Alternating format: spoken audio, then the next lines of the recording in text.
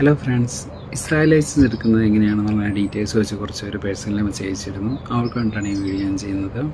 Israel licence എടുക്കാനായിട്ട് നമുക്ക് ആദ്യമായിട്ട് തന്നെ അപ്പോസ്റ്റൽ ചെയ്ത paper, Indian license Indian embassy apostille ചെയ്തൊരു പേപ്പർ ആവശ്യമാണ്.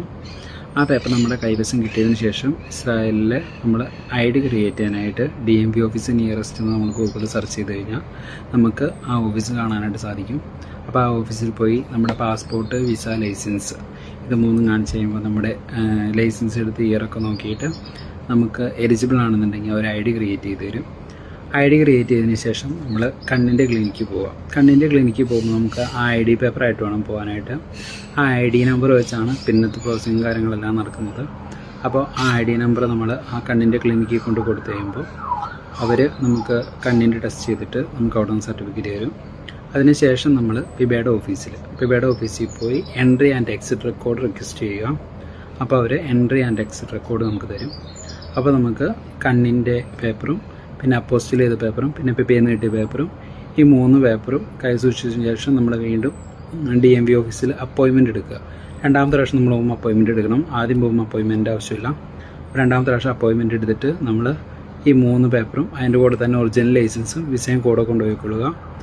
അത് നമ്മൾ കൊണ്ടുപോയി കൊടുക്കുക. ലൈസൻസും വിസയും കൊടുക്കേണ്ട ആവശ്യമില്ല, ജസ്റ്റ് കാണിച്ചാൽ മതി.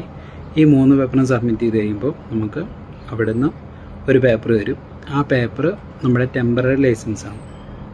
ആ ടെമ്പററി ലൈസൻസ് നമ്മൾ പോസ്റ്റ് ഓഫീസിൽ അതിൻ്റെ താഴത്തൊരു ഷീറ്റുണ്ട്, ആ ഷീറ്റ് കീറി കൊടുത്ത് അവിടെ നമ്മളൊരു 281 ഷെക്കലും കൂടി അടച്ച് ചെയ്യുമ്പോൾ നമുക്കൊരു 6 മാസത്തിന് ശേഷം നമ്മുടെ പോസ്റ്റിലോട്ട് നമ്മുടെ കറണ്ട് വിസ എവിടെയാണോ ആ വിസയുടെ അഡ്രസ്സിലോട്ടായിരിക്കും നമുക്ക് ലൈസൻസ് കൊറിയറായിട്ട് വരുന്നത്.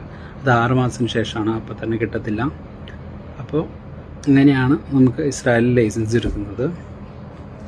പിന്നെ ഈ അപ്പോസ്റ്റൽ ചെയ്ത പേപ്പർ ആർക്കെങ്കിലും എടുക്കാൻ ബുദ്ധിമുട്ടുന്നുണ്ടെങ്കിൽ എന്നെ കോൺടാക്റ്റ് ചെയ്യാമെന്നുണ്ടെങ്കിൽ എനിക്കറിയാവുന്ന ഒരു ഏജൻസി ഉണ്ട്. ആ ഏജൻസി വഴി നിങ്ങൾക്ക് എടുത്ത് തരാനായിട്ട് സാധിക്കും. 2-3 പേർക്ക് ഞാൻ എടുത്തു കൊടുത്തിരുന്നു. അപ്പോൾ അങ്ങനെ കാര്യങ്ങൾ ചെയ്യുക. പിന്നെ നമ്പർ പ്ലേറ്റിൻ്റെ വീഡിയോസ് ഇപ്പോൾ പലരും ചോദിക്കുന്നത് എങ്ങനെയാണ് എടുക്കുന്നതെന്ന് കുറേ മെസ്സേജൊക്കെ വരുന്നുണ്ട്.